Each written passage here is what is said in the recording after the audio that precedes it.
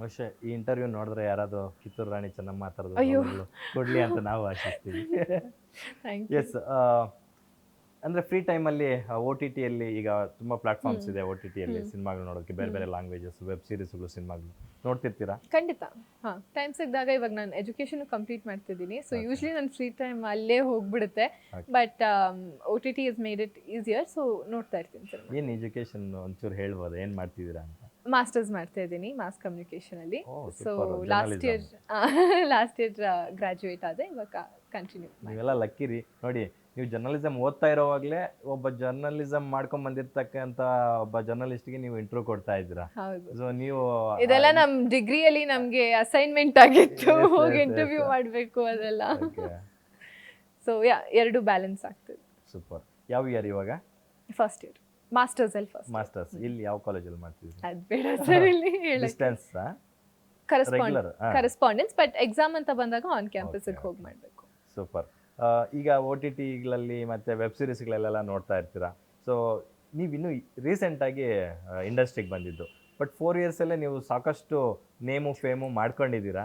So 2 ಇಯರ್ಸಲ್ಲಿ 2022ನಲ್ಲಿ 2 ಇಯರ್ಸಲ್ಲಿ ನೀವು ಸಾಕಷ್ಟು ಸಿನಿಮಾಗಳಲ್ಲಿ ದೊಡ್ಡ ಮಟ್ಟಕ್ಕೆ ಹೆಸರು ಮಾಡಿಬಿಟ್ರಿ.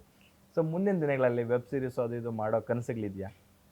Sir, as an artist I am open to new things. ನನಗೆ ಹೊಸದಾಗಿ ಯಾರಾದರೂ ಹೊಸದಾಗಿ ಪ್ರಾಜೆಕ್ಟ್ ಬಂದರೆ ನನ್ನ ಹತ್ರ, I will definitely take it up. ಯಾಕಂದರೆ ನಂಗೆ ಮುಖ್ಯ ಏನು, ಆ್ಯಕ್ಟ್ ಮಾಡಬೇಕು, ಒಳ್ಳೊಳ್ಳೆ ಪಾತ್ರಗಳು ಮಾಡಬೇಕು. ನನ್ನ ಪಾತ್ರಗಳು ಚೆನ್ನಾಗಿರಬೇಕು ಆ್ಯಂಡ್ ಆ ಆಡಿಯನ್ಸಿಗೆ ರೀಚ್ ಆಗಬೇಕು, ಅವ್ರಿಗೆ ತಲುಪಬೇಕು ಆ್ಯಂಡ್ ಅವರು ನಮ್ಮನ್ನ ಒಪ್ಕೋಬೇಕು. ಆ ಪ್ರೀತಿ ಕೊಟ್ಟರೆ ಅದೇ ನಮ್ಗೆ ಒಂದು ಮೋಟಿವೇಶನ್ ಥರ.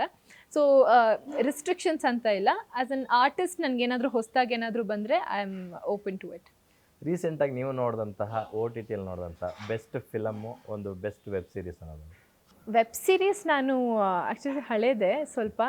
ಎಲ್ಲರೂ ನನ್ನ ಫ್ರೆಂಡ್ಸ್ ಎಲ್ಲರೂ ಇಲ್ಲ ಪೀಕಿ ಬ್ಲೈಂಡರ್ಸ್ ನೋಡು ಚೆನ್ನಾಗಿದೆ ಅಂತ ಹೇಳಿದ್ರೆ, ನಾನು ಅಯ್ಯೋ ಅಷ್ಟು ಸೀಸನ್ಸ್ ಇದೆ, ಅಷ್ಟು ಸೀಸನ್ಸ್ ಹೆಂಗೆ ನೋಡೋದು ಅಂತ ಇದ್ದೆ. ಬಟ್ ಇವಾಗ ಶುರು ಮಾಡಿದೆ, ಆಲ್ಮೋಸ್ಟ್ ನೋಡ್ತಾ ಇದ್ದೀನಿ. ಅದು ನಂಗೆ ತುಂಬ ಇಷ್ಟ ಆಯಿತು.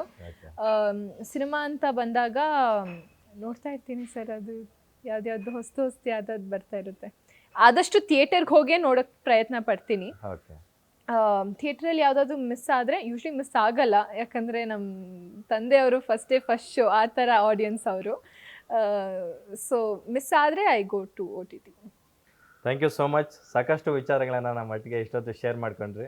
ಸೊ ನೀವೀಗ ಎಷ್ಟು ಬ್ಯುಸಿ ಆಗಿದ್ರು ಅದಕ್ಕಿಂತ ಜಾಸ್ತಿ ಬ್ಯುಸಿಯಾಗಿ ಒಳ್ಳೊಳ್ಳೆ ಸಿನಿಮಾಗಳು ನಿಮ್ಮನ್ನು ಹರಿಸಿ ಬರಲಿ.